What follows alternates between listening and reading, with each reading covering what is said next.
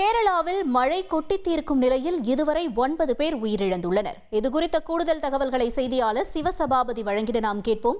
சிவசபாபதி வணக்கம். இப்ப மழை காரணமாக 9 பேர் உயிரிழந்திருக்கக்கூடிய நிலையில அரசு தரப்புல இருந்து என்ன சொல்லப்படுது, என்ன நிலவரம்? கேரள மாநிலத்துல பாத்தீங்கன்னா தென்மேற்கு பருவமழை முன்கூட்டியே தொடங்கியதுனால கடந்த 3 தினங்களா பாத்தீங்கன்னா மாநிலம் முழுவதும் மழை கொட்டி தீர்த்துட்டு வருது அப்படின்னு சொல்லலாம். இன்று பாத்தீங்கன்னா 11 மாவட்டங்களுக்கு சிவப்பு எச்சரிக்கை விடப்பட்டுள்ளது. மேலும் பாத்தீங்கன்னா மழையினுடைய பெய்தல் கனமழை அதிகமா இருக்கிறதோட காற்றும் அதிக அளவுல வீசுது. இதனால பாத்தீங்கன்னா 9 பேர் இந்த மழையினால் உயிரிழந்திருக்காங்க.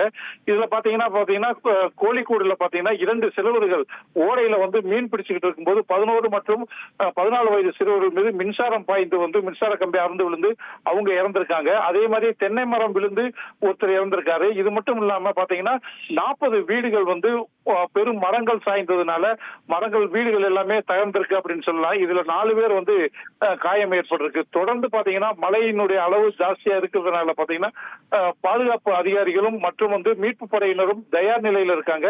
இவங்களுக்கு தெரியாம ஒரு சில இடங்கள்ல இது மாதிரி விபத்து ஏற்படுற இடத்துக்கு உடனே அந்த இடத்துல சென்று தேவையான உதவிகள் செய்யப்படுது.